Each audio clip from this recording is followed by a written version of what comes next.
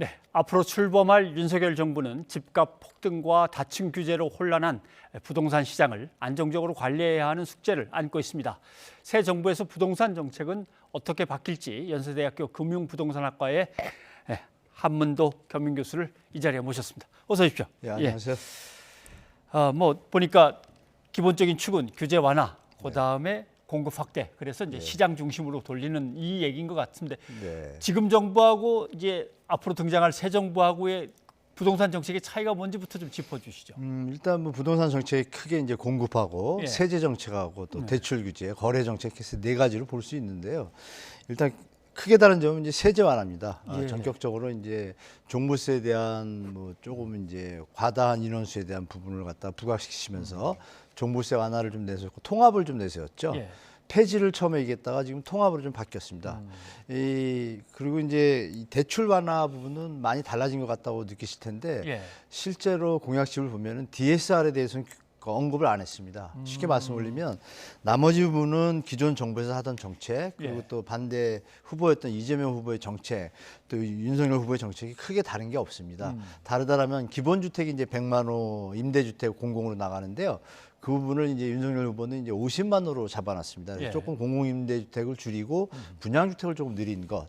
핵심은 이제 세제 완화가 이제 방점이 지켜지겠죠. 그래서 그게 자칫 잘못하면 이제 부자 감세의 어떤 비판을 받을 수도 있기 때문에 제가 볼 때는 국민적 정서를 감안하셔서 물론 이제 불합리하게 이제 과다한 부분에 대해서 불편을 느끼는 종부세 부분은 손을 대서 합리화해야겠지만 세금 부분에 특히 양도세 부분 있지 않습니까? 다주택자.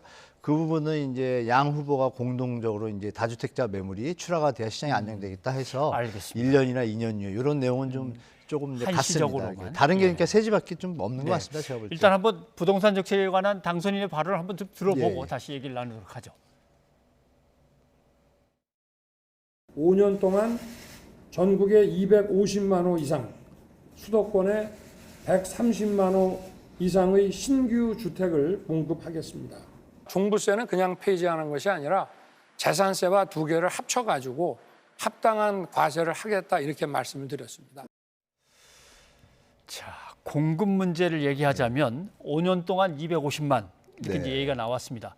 근데 이제 역대 정부마다 신도시 뭐 만들고 공급은 정책을 안 내는 적이 없었기 때문에 이게 과연 제대로 시행이 되고 가격 안정에 확실하게 도움이 되는 건지 이게 이제 저는 그렇게 보고 있습니다. 일단 문재인 정부에서 3기 신도시뿐이 아니라 2기 신도시 잔여 공공택지하고 여러 개발을 미리 다 해놨거든요. 그 물량만 해도 한 217만 원 됩니다. 재건축, 재개발 유동 물량 한 3, 40만 원 빼도 최소 180만 원은 거의 확정적이라고 보는데 그 중에서 이제 벌써 60, 70% 이상은 토지 보상이 거의 좀 많이 들어갔습니다. 일부 지역은 뭐 80%까지 지금 보상이 끝났기 때문에 이 물량의 기본을 말씀 올리면 노태우 정부 때 우리가 200만 원 공급인데 그 10년 동안 안정됐잖아요. IMF까지 합치면. 그때 200만 원 공급일 때 서울 수도권의 인구 증가가 1년에 한 35에서 50만입니다. 근데 지금 인구 증가가 좀 없잖아요. 약한데 불구하고도 지금 서울 수도권의 노태우 200만 때는 서울 수도권이 80만이 배정이 됐어요. 근데 지금 250만 중에 윤석열 당선인께서도 150만에서 160만을 지금 얘기했단 말입니다. 물론 이제 이재명 후보는 더 했지만 그 물량을 계산하면 그럼 노태우 정부 때 2배잖아요. 그리고 우리가 10년을 갖다가 주택시장의 안정을 유지했거든요. 그걸 감안하시면은 인구 감소 어떤 뭐 그런 부분과 같이 겹치시면 제가 볼 때는 시장에 중장기적으로 안정세를 완전하게 줄 것인데 그 부분에 뭐 전문가들이 이견이 없습니다. 땅을 마련해서 새로 짓는 것 이건 뭐 비용도 많이 들고 시간도 많이 드는데 재고 주택들을 갖다가 다시 정리하는 것 그래갖고 뭐 재건축이라든가 재개발 문제가 계속 나옵니다. 근데 지금 겨우 집값이 올라가다가 멈추고 좀 안정을 찾는 거 아니냐라고 하는데 이걸 다시 재건축 재개발이 확 커지면 집값이 또 흔들리는 거 아니냐 이 걱정도 하거든요. 네, 재건축 재개발이 이제 시청자분들이 정확히 아실 게 이제 보통 뭐 정치하시는 분들이 이렇게 뭐 완화 많이 던지시는데 일단 서울시에서 재개발 그 정책이 조금 이제 규제 쪽으로 가다가 이미 당선이 되기 전인 이제 요새훈 시장 시절에 당선 전에 이미 서울시에서 발표를 했습니다. 그래서 시장의 공급을 위해서 좀 완화하겠다고 한 내용이 구조 안정성하고 건축 노후 설비도 하고 뭐 주거 환경 이렇게 세 가지 나눠서 점수를 주는데 구조 안정성의 배점이 50점이었어요. 그래서 잘 통과가 안 됐는데 정밀 안전 진단을 이 부분은 이미 오세훈 시장의 서울시는 신통기획이죠. 이미 진행을 했고 그리고 이 윤석열 후보의 내용도 신통기획에서 벗어나진 않았습니다. 거의 똑같기 때문에 이미 오세훈 시장이 작년 11월 신통기획 후보지를 발표했는데 시장에서 반응이 없거든요. 그 이유는 뭐냐면 이 도시기본계획에서 도시기본의 원칙이 한꺼번에 할 수 없잖아요. 이게 순환 개발이라고 그러죠. 여기가 부시면 저쪽에 입주할 물량이 있어야 이게 기본 원칙입니다. 뭐 전 세계적으로 그거를 유지하는 선에서 이 제도를 시행을 했을 때 시장에서는 이미 받아들이고 있는 현상이 어떻냐면 작년 연말부터 올해까지 지금 재건축 시장 쪽에 거래가 좀 없습니다. 거의 절벽입니다. 이건 뭐냐면 가격이 이미 임계점에 왔기 때문에 제가 볼 때는 심리적으로는 이슈를 줄 수가 있지만 이것이 법적으로 제도화되는 데는 뭐 재건축 초과이익 환수도 또 걸림돌인데 이런 건 또 여당의 협조를 받아야 되는데 좀 걸림돌이 예상됩니다. 그래서 심리적으로는 좀 좋은데 좀 시간이 좀 걸릴 거다. 그래서 순차적으로 하다 보면은 또 뭐 당선인이나 오세훈 시장도 주택 가격의 상승을 유발하는 정책을 하지는 않으실 거라고 저는 믿기 때문에 제가 볼 때는 심리적으로 뭐 좀 도움이 되겠지만 실제 시장에서는 받아들인 농도가 현실적으로 받아들이기 때문에 우리 시청자들이 걱정하시는 것보다 그 농도는 좀 미약할 거라고 좀 보고 있습니다. 네, 알겠습니다. 그리고 가장 관심 많은 것 중에 하나가 물론 이제 집 문제를 두 가지로 떼면 집을 장만 못한 사람들이 있고 집을 갖고 있는데 이제 세금 때문에 고민하시는 분들이나 이런 분들 종부세 폐지로 맨 처음에 얘기가 나왔다가 설명해 주신 대로 이제 아까 리포트에도 있었습니다만은 이거 재산세하고 이제 합쳐버리는 문제 통합이죠. 이렇게 했는데 그다음에 다주택자의 양도소득세 이런 것들인데 일단 종부세 얘기만 하자면 뭐 그건 지방에 다 교부하기로 돼 있는 세금인데 그걸 없애버리면은 뭐 그동안에 주던 만큼 적당히 재산세에서 떼서 준다는 얘기인가 어떻게 조정이 될까요? 일단 종부세 우리가 그 근원을 우리가 아셔야 되는데 정부가 노무현 정부에서 발족하지 않았습니까? 이 우리가 과도기 개발도상국 시절에 집중을 해서 도시를 키우고 국가 경제를 위해서 집중 투자를 한 거 아닙니까? 그래서 이제 서울 강남 쪽에 이제 뭐 코트라부터 무역센터부터 기반시설 충분히 공급하다 보니까 그 공익적 요소로 또 주택 가격도 오르는 효과도 있죠. 그래서 그 부의 창출이 개인의 노력이 아니라 공익의 어떤 투자를 위해서 발생했기 때문에 그런데 이제 강남 일대는 발전하고 지역 균형은 자꾸 깨지니까 양극화가 발생하니까 노무현 대통령이 연구를 많이 하셔가지고 이러면 여기서 조금 세금을 띄어서 줘야겠는데 이게 지방세지 않습니까? 재산세가.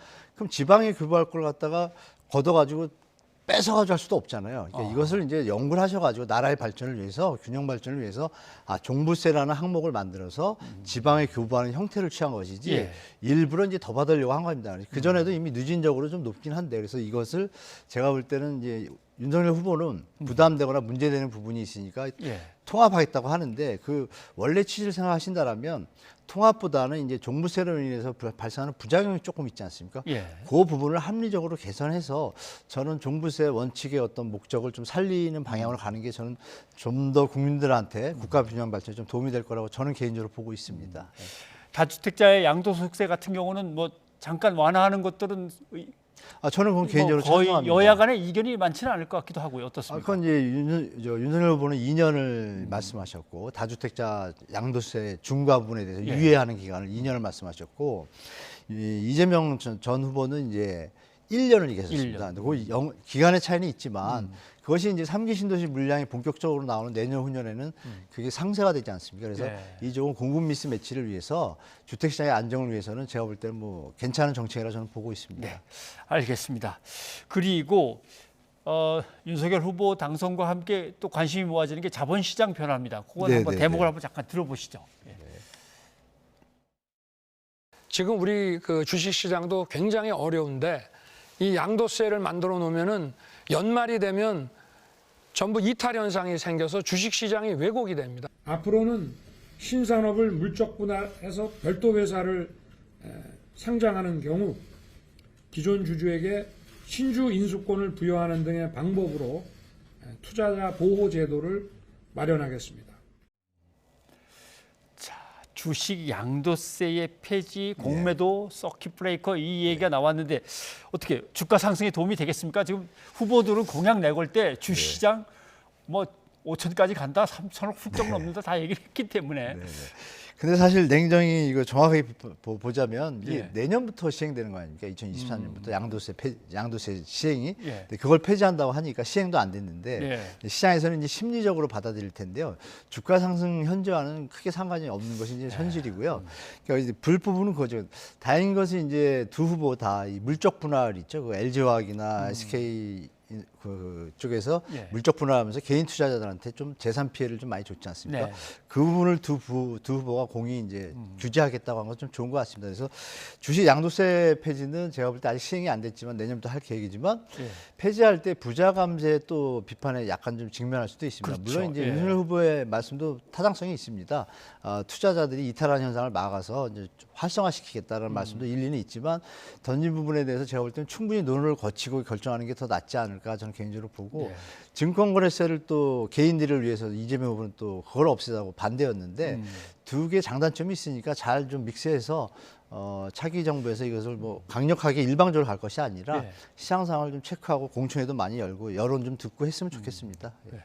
공매도 서킷 브레이커는 그 유사한 장치가 있다고 얘기도 하는데 근데 이미 이게 기존에 효과가 있는 겁니까? 네, 기존에 있는데 이것을 이제 좀 더 강화하겠다는 의지로 받으시면 될 것 같습니다. 예. 이 공매도에 대한 불만이 개인 투자자들이 많이 있거든요. 일단 기관 투자자들에 대해서는 여건이 좀 좋지 않거든요. 그래서 예. 그런 부분에 대해서 이제 서킷 브레이크 제도를 좀 더 강화시키겠다는 뜻이기 때문에 예. 하여간 개인 투자자한테는 좀 도움이 될 것 같습니다. 그래서 주식시장에 조금의 긍정적인 요소는 뭐 인정할 수 있을 것 같습니다.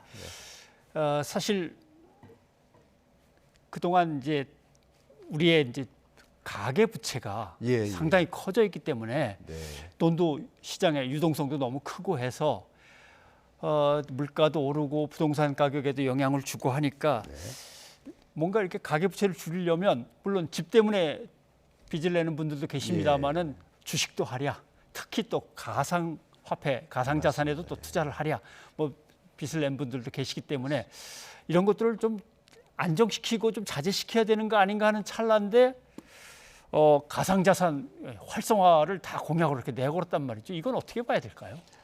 근데 가상자산의 어떤 뭐 이제 디지털 뭐 자산 관리법을 이제 제정하겠다고 윤석열 후보 당선인이 얘기를 네. 하셨는데 이 부분은 이제 여당에서도 사실 준비 중이었습니다. 그렇죠. 그래서 이 부분에서 이제 어떤 방향성 지금 말씀 주신 대로 방향성이 투기 형태의 어떤 그것을 부추기는 형태의 어떤 방향성이 그로 가면 안 될 것이고 현재 상태에서 문제가 되는 부분들을 양성화하고 해외 어떤 뭐 암호화폐에 대한 이제 거래가 어느 정도 부분을 차지할 거라고 다 전문가들이 예측을 하기 때문에 예. 절제하면서 이것을 활성화시켜야 되는데 이제 방향성을 잘 잡아야겠죠. 그리고 이제 암호화폐에서 지금 5천만 원 이상에 대해서 지금 주식 양도세 부분인데 암호화폐 지금 벌써 과세를 하고 있거든요. 250만 원 이상은. 네. 그러니까 이런 부분에 대해서 또 젊은 층들은 암호화폐의 어떤 긍정적인 부분도 있습니다. 투기성 말고. 그러니까 투기성에 대한 문제들을 해결하는 정책과 함께 양성하는 정책을 같이 가야 되는데 이 부분이 이제 표현을 하실 때 우리 저 차기 정부에서 잘 해줘야 이 시장에서 안전자산, 투명한 거래, 또 뭐 불법 자금 세탁도 통로로 이용되지 않습니까? 네. 이런 부분에서 이제 원화 거래로 활성화하고 환전하는 데 있어서도 거래소의 문제도 많기 때문에 이게 종합적으로 지금 특정금융거래법이라고 해서 가상자산을 갖다 원화로 환전하는 것을 이 금융계좌를 은행의 실명으로 개설했을 때만 허용하는데요.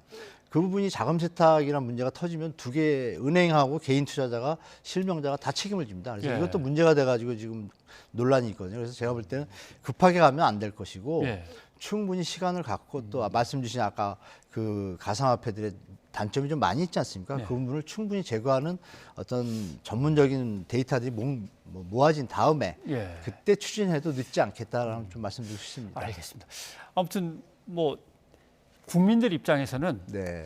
한 정부 내에서 부동산 정책 같은 정책이 뭐 20몇 번 바뀐다든가 예. 뭐 이런 거 아니면 가상화폐에 대해서도 이게 하지 말라는 건지 하라는 건지 그렇죠. 뭐 혼란스러운 이런 것들이 없이 좀 수급을 잘 파악하셔가지고 장기적이고 중기적이고 단기적인 정책들이 좀 차곡차곡 정부가 바뀌어도 변화 없이 좀 잘 진행이 맞습니다. 됐으면 하는 게 바람인데 또 옆에서 많이 자문도 좀 해주셔야 될 것 같습니다. 네. 예, 오늘 교수님 고맙습니다. 네, 고맙습니다.